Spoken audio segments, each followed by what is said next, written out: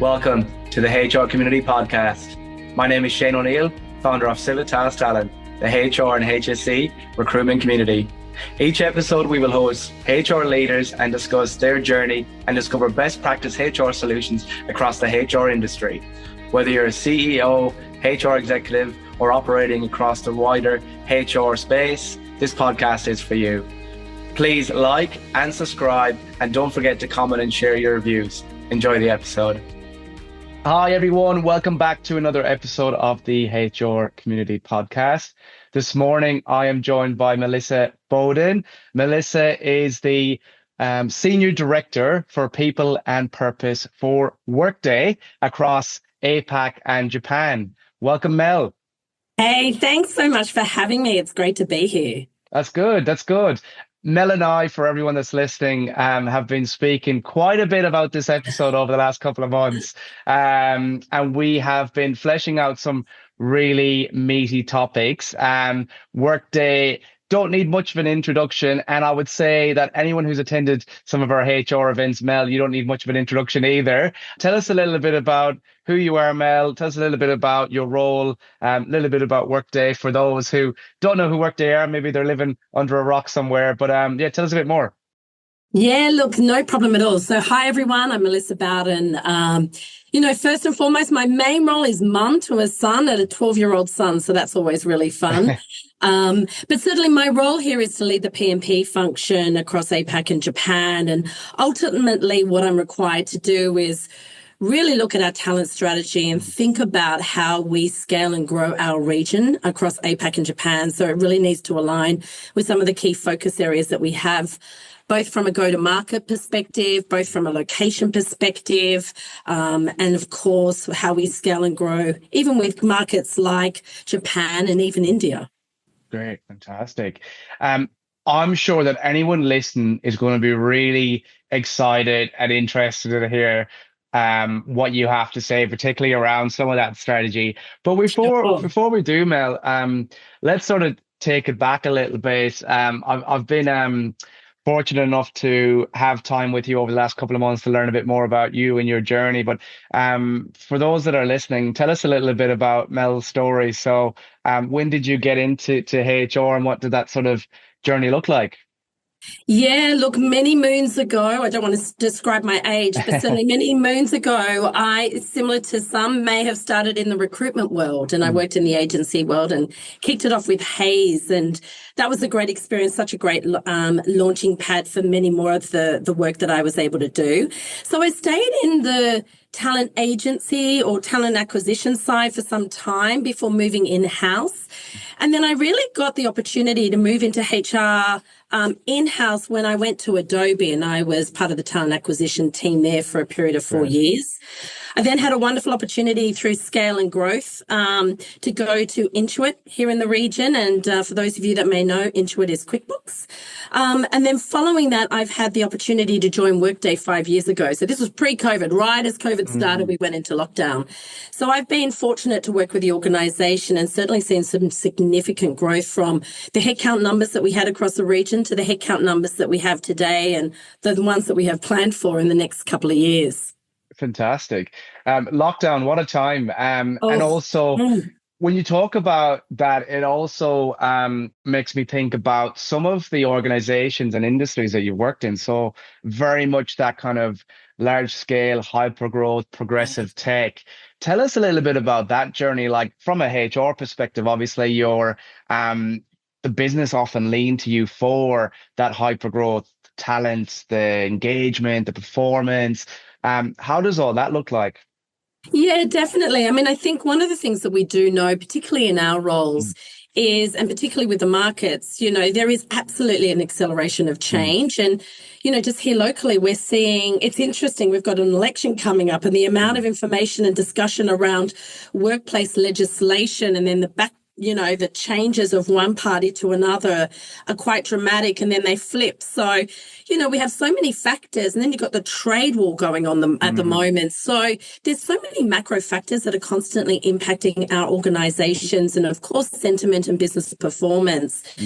And so that obviously increases. And then we also have increased expectations around flex, well-being, what's our purpose? And so these are some of the critical things that we're thinking about.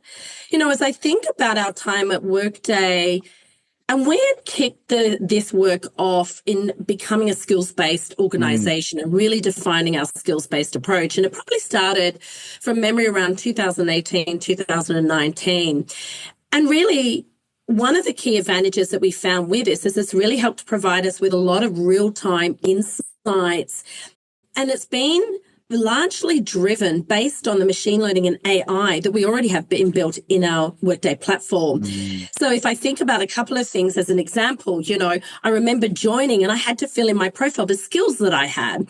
Well, what this did was it actually then fed into our Workday Skills Cloud. Why is that important? Because then it helped me navigate through my career hub, how I can think about my career, where do I want to go, what skills do I need to develop, what learning programs were then fed to me, how was I able to get involved in a gig to help develop my skills, et cetera, et cetera. So there's been a lot that we've done at Workday very early on in our commitment to take a skills-based approach, but then how has our system and technology been able to support it? And then the last thing, which I think is really important that you mentioned, is very much around our culture. In any organization, whether you're scaling or whatever it might be, whatever challenges you may be going through, getting real insights into what's happening with your talent is really important. We're fortunate. We've got a product called Peakon. Peakon, for those of you that may not know, is our employee listening tool. And what it does do is it gives us real live data insight. So every Wednesday, yesterday, I received a question, a survey basically gives me about 6 to 7 questions, and the questions vary over a 12-week period to really ask, how am I going? And it can range from everything from engagement, well-being, benefits. It can look at our value system. It look at how we're managing change. Are we agile as an organization, et cetera?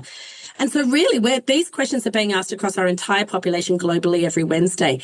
These insights are critical because they've really helped play a path in how we think about policy design, benefit design. When we roll something out, we certainly hear through Peakon whether it's hitting the mark or not, then we may need to fine tune it. So it's real-time data versus waiting for that once a quarter, once a year sentiment. We're getting it real time, and we can interact anonymously with our workmates around what they're saying, feedback, suggestions, etc. So this has really helped us play into the vastly changing environment, how it's playing into our workmates, and how can we adapt and be agile at the same time. Love that. I really do love that. I love that because, as you would know, in some of our recent workshops, workforce strategy has been a big topic. And for those that are listening to a lot of our events, we've had some amazing HR and talent leaders across APAC, and some are, quite immature in terms of their journey with data and tech and skill-based hiring and learning, and some are not, and clearly Workday are on the other scale of that, quite sort of progressed and matured, which is great to hear and see. Tell us a little bit about that workforce strategy. So as you say, you're getting real-time data, you're getting real-time feedback, employees are heard and listened to, and they feel, I guess, that they're contributing to that overall strategy as well. Do you feel like there's a good uptick in terms of engagement and, performance and that ability to hear from your employees before you roll stuff out, Mel? Oh, look, definitely, and the benefit that I have with using this tool is, I can really get into the verbatims, and, we have AI capability in there, so it can give us some real interesting AI insights, which is great. It also then enables me to understand where my hotspots are. I can segment it right down. I can get down to a manager level. All feedback is anonymous. And as a manager of 3 staff, you get a rating, you get an engagement score. So I can get as granular as a manager with 3 direct reports. So that's where I can get granular. I can go by gender, tenure, job, family, location, supervisory, whatever it might be. So I'm really able to do that, which has played really well to us. And I think we all know that career path is obviously critical for everyone. And when I think about some of the data points for our career hub Mm. and the effectiveness of the gigs. So for us, how we define gigs is the opportunity where you spend, maybe 1 to 10 hours, say, a week on work that's helping you do some project work that's going to develop your skills, which is really lovely. And an interesting stat, what we have is that we know that we've been really able to accelerate our people's ability to have internal mobility. So for people that participated in a gig, we saw a 42% increase in internal mobility following them having learned a new skill and applying and participating in a gig. So some of this stuff really adds a lot more sustainability and retention of our talent, whilst also providing the opportunity for career growth. And what really gets me excited is in Peakon, our career growth sentiment grew by 11%. Wow. So we're able to kind of make changes here, but see over here what impact it's had. So, the data set that we get awarded to us based on Workday, our platform, and the relevant tools that we use really helps accelerate us. That's really cool. Really, really cool. And then, we talk a lot about data, and you and I spoke about this recently as well. There's a lot happening in the world of work, and we talked a lot about skills shortages, technology, depending on how you feel about the evolution of tech at the moment. Talk to me a little bit about your experience being so embedded in this transformation from a AI and tech and overall strategy perspective in your HR role. So I guess what I'm trying to say is HR are now so embedded in this transformation. Do you feel like that's really enabled you, your team, Workday to progress this to where it is now, where you're getting some really good measurable outcomes? It's really interesting when I think through this, and 100%, this is really aligned with where we need to go. What's really interesting for me right now is the talk around agents, AI agents. And there's a lot of talk around agents being task orientated, whereas here at Workday, we think about it being role orientated. So then when you start to think about it, you're like, okay, I'm the chief HRO officer, and here I am sitting around and I have a human workforce. Now I have a digital workforce. Because when you think about a recruiter agent or a policy expense agent, and they're doing role work for you, you have to think about how are you onboarding them? How are you ensuring that they're doing what's accurate? How do you offboard them? So this is where my head starts to spin as I think through this, collectively as we're driving this here at Workday. How do I then manage a digital workforce as part of it? So it's really, it's a really super interesting time for us in HR in how we're thinking about it, because we can see the benefits. What the reality is, and what I'm seeing from many talks that I've been part of and summits and so on, everyone's at varying levels of appetite of getting involved. So true. Some are really like, oh, I know it's coming, we're ready to do it. Others are like jumping on it because they're like, oh my God, the efficiencies, the work that perhaps we may not like as much, it's getting freed up through AI to enable me to add really meaningful, valuable insights right back to leadership and spend more time in the business when I'm in a business partner role. So it's a really interesting time for us in HR right now. I think it is super exciting. My guidance, I feel like I'm running as I'm learning and getting my hands really dirty in. And I think that's the best way to do it. Just get your hands dirty and get really involved. Because unfortunately, if you don't, you'll fall behind. And I've noticed that a lot of our events as well, Mel, is, and even just general conversations, like the conversations you and I have been having around this, where you've got on one side of the scale people who have taken the reins, they've already started to make some impact from an AI perspective in their HR and talent functions and overall business. And then on the other side, yes, there's a little bit of fear on the other side, the unknown, but they've started to move to, I guess, what I would call the next stage is exploratory.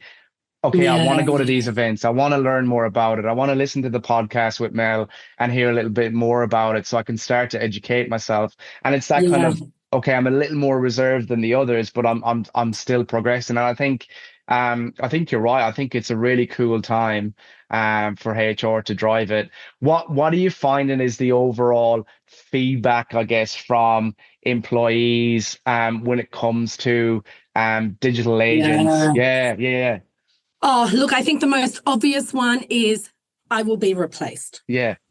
And I think when I think about Workday's philosophy on this is that we see AI as a way to amplify the human experience. It's not a replacement.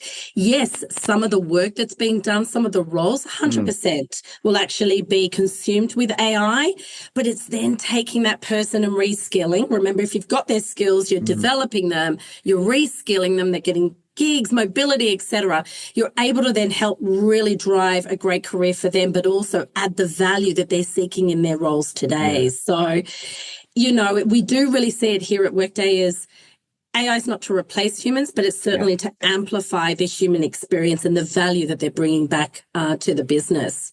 And there's loads, when I think about the employee life cycle and how we're touching on it, even at Workday, I get really excited. Yes, we've got our career hub, we've got gigs, we've got our recruitment agent. We recently acquired HiredScore. For those of you that don't know, it's an AI recruitment platform.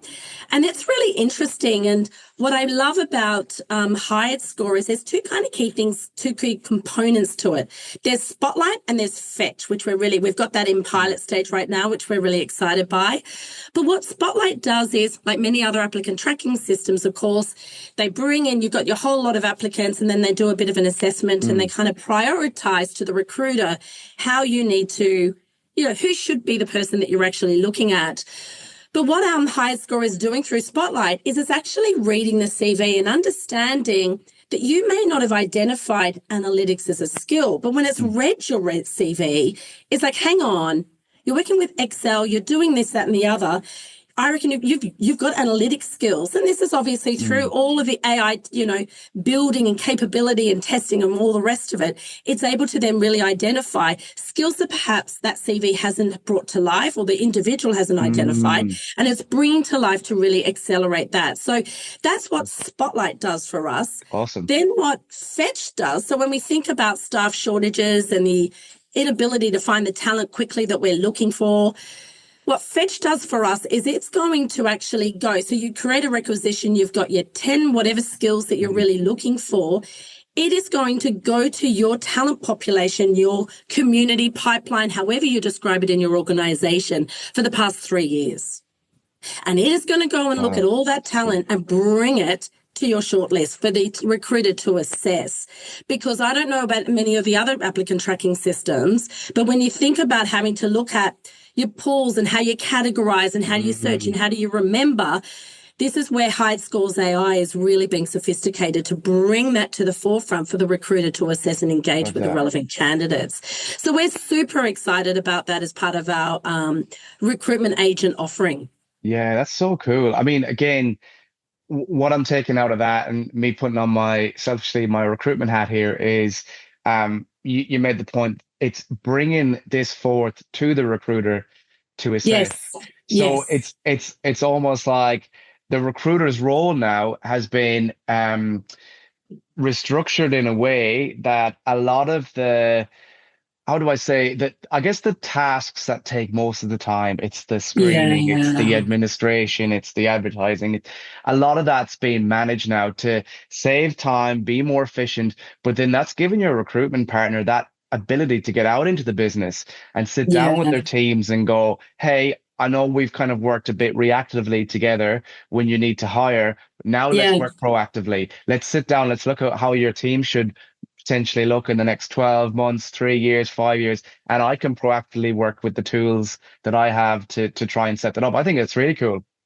Absolutely. And we've seen that same value that you're talking about.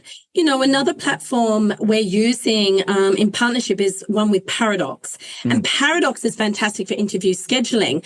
And so just a data set to give you an idea of the impact that it's having for us in terms of efficiency is it has coordinated over 37,000 interviews, and it's reduced our scheduling time of getting an interview scheduled of 3 days down to 7 hours. And And so this is just driving a hell of a lot more efficiency in our system. When you've got a candidate talent shortage, there's just so many things that you can do to just move the needle in certain areas that can actually change the game for you and your industry. So that's another example of where we're using and partnering with AI platforms to help accelerate our ability to be successful. That's very good. And then, we talked about a couple of things there over the last few topics as well, Mel. But, again, I'm sort of picking out bits myself and sort of reflecting on them. But you look at that recruitment cycle, it's more efficient now. Like we discussed, it's a lot more strategic, it's a lot more proactive. So now we've got people to the business. And that's when the skills-based hiring and learning really starts to set in, because they can identify, here are all my skills. They don't need to be there for 10 years to be the next manager. They don't need to be specifically in sales or marketing or manufacturing or whatever business unit they join as. They can really start to look at their future in the business as well and how that looks. Which brings me on to the next topic that I thought we'd unpack, which was around machine learning. I know you're a huge advocate for this. So, I mean, look, again, tell us a little bit about your experience and exposure with machine learning and at Workday and some of the wonderful things that you've been involved in. Yeah, look, I think another thing that excites me, and this kind of blends in really nicely around our career hub, as I've mentioned earlier, and our skills cloud. I do want to talk, though, to we've talked a lot about the hiring of talent, and then you've got the talent. So then what do you do? And I'm always conscious, because whenever I have these talks, I always get asked the question around, well, how, if I'm saying that I can do X, Y, and Z, how do we really know that I can do X, Y, and Z? And this is where we think about our partnership with Skills Cloud, our own product with TechWolf as an example. And TechWolf for us has really been able to validate the skills of that workmate's profile. And let me explain. They're taking the ability of the job profile, the actual activity of work that they do. So this could be through Jira tickets, it could be Salesforce, it could be a variety of actions that they're actually taking. And as a result of that, this validates for us whether the individual has the skills that are relevant, or that they're basically validating the skills that they've identified, which is super critical and really important when we're thinking about supply and demand of talent across the organization, and how do we think about mobilization. So it definitely takes out that, do they really have that skill? It starts to validate it. And then we're still working on this, but it's starting to give us some levels around proficiency, because how do you know how good someone is in that particular skill? So we're starting to get some validation around, and also thinking about that proficiency level. So these are some of the things that really help us when we look at what you've asked for, definitely. Do you feel like as well there is that human nature, human element when it comes to, I guess, us now leveraging the technology? So, I mean, the word that comes to mind is trust, because I guess as a business, you need to trust the tech. As a potential applicant or employee, you need to trust the tech. But also as humans, like as the employer and the employee, you got to trust each other that, the information that I'm going to embed into this system, that you're going to take that on board. And it sounds like a lot of the surveys that you've rolled out and the conversations that you've had with employees have worked out really well. And similarly, the employers sort of need to start to look at, okay, well, I trust the information and the data that's coming through from this employee about their skills is accurate, but we will work on any areas that they can develop in as well. I think it's a really cool cycle. Yeah, it is, and I think trust is absolutely right. Because that's where, it comes back to that comment I made around, AI is to really help complement and augment and enhance the human experience. When we think about some of these touch points in recruitment, there still needs to be people that assess the candidates at the end of the day and make decisions on those candidates and think about the workforce pipeline, et cetera. So there's just all of those level of detail that needs to be governed. We need to check, and then when we come back to the role of the head of HR or the CPO, they've got a digital workforce. Yeah. They need to validate, make sure that the work is being done accurately, etc., or there is no errors, and what do we do about that, etc. So it is definitely a minefield, but certainly something that you need to really embrace because it's taken off. Yeah, it really has. It really has. And I mean, it's taken off. I mean, if we reflect on the last decade or even the decade before that, you know, how HR has evolved so much as well. Bit of a curveball question, but I mean, if you had your crystal ball, Mel, what do you see over the next 10 years, 20 years from a HR perspective? I mean, the way things are going now with technology and AI and digital agents, what's your sort of predictions? Oh my God, that's a hard one, isn't it? Gosh, if you just think about the evolution of the internet, let alone ultimately think this, you know, we in HR are often seen to be supporting the business. And look, I really foresee that this is where we're going to be shaping the business to deliver on the business strategy and outcomes. And so when you think about, you know, we've got the plane in the air, we're up in the air and we're landing it.